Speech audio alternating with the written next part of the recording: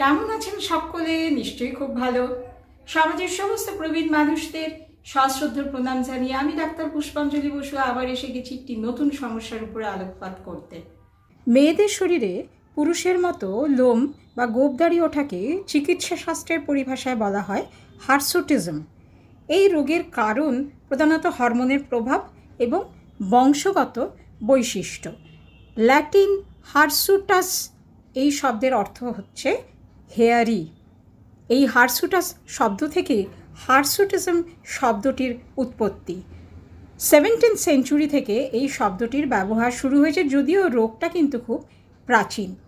সাধারণত বয়স সন্ধিক্ষণের পরেই মেয়েদের এই সমস্যা কোনো কোনো ক্ষেত্রে ধীরে ধীরে দেখা দেয়।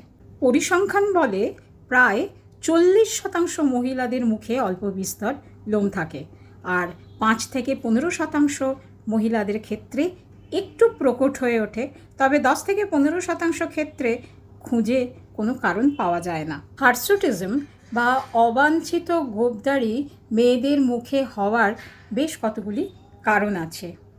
কোনোটি এন্ডোক্রিন অর্থাৎ হরমোন সংক্রান্ত, কোনোটি নন এন্ডোক্রিন অর্থাৎ অন্যান্য কারণে যখন হয়। অন্যান্য কারণগুলো আগে বলি।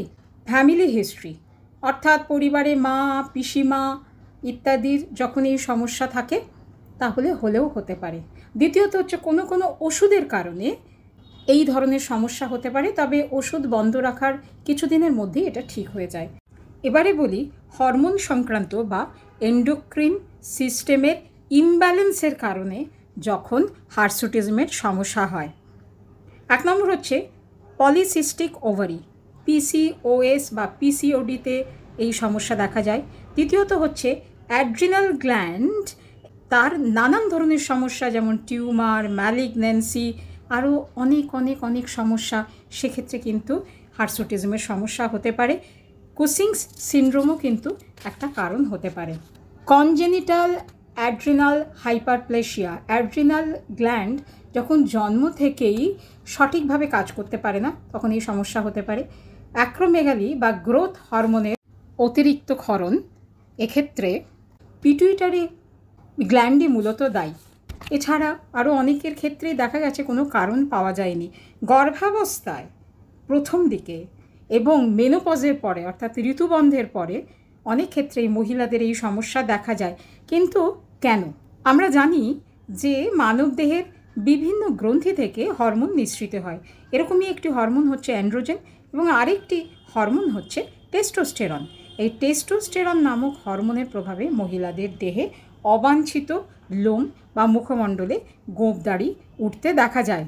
তবে কোনোভাবে যদি অ্যান্ড্রোজেন ক্ষরণের মাত্রা কমানো যায় তবে যে রং গজিয়ে গেছে তা অবশ্য আর ঝরে পড়ে না, কিন্তু আর নতুনভাবে হার্সুটিজমের সমস্যা হবে না। হার্সুটিজমের চিকিৎসা কী? যদি কারণ জানতে পারেন যে এন্ডোক্রিন ইমব্যালেন্স বা পিসিওডি বা পিসিওএসের কারণে বা অ্যাড্রিনাল গ্ল্যান্ডের কোনো গ্রোথ বা টিউমারের কারণে হয়েছে, সেই মতন চিকিৎসা করলে যতদূর অবধি গোঁপদাড়ির সমস্যা হয়েছে তারপরে তাকে সম্পূর্ণভাবে আয়ত্তাধীনে আনা যায়। যুগটা পাল্টেছে, কসমেটিক থেরাপি এখন আশাতীত উন্নতি হয়েছে। তাই যাদের এই সমস্যা আছে, দ্বিতীয় কোনো ব্যক্তি পাশের মানুষটিও বুঝতে পারবেন না যে অতিরিক্ত রোম থাকার পরে তার সৌন্দর্য হানিকর অবস্থায় এসে দাঁড়িয়েছে। এই ফ্যাশন সর্বস্ব যুগে চতুর্দিকে অনেক অনেক অনেক বিউটি পার্লার গজিয়ে উঠেছে। কোনো কোনোটিতে এর সঠিক ব্যবস্থা কিন্তু নেওয়া যায়। এছাড়া কসমেটিক থেরাপিস্ট তারা তো আছেনই, তারা যথাযোগ্য ব্যবস্থা নিয়ে সৌন্দর্যের হানি কোনোভাবেই হতে দেবেন না। সবাই খুব ভালো থাকবেন, আনন্দে থাকবেন, সুস্থ থাকবেন। আর ভিডিওটা যদি কাজের হয়ে থাকে, ভালো লেগে থাকে, লাইক অবশ্যই করবেন, কমেন্ট তো করবেনই। ওম শান্তি।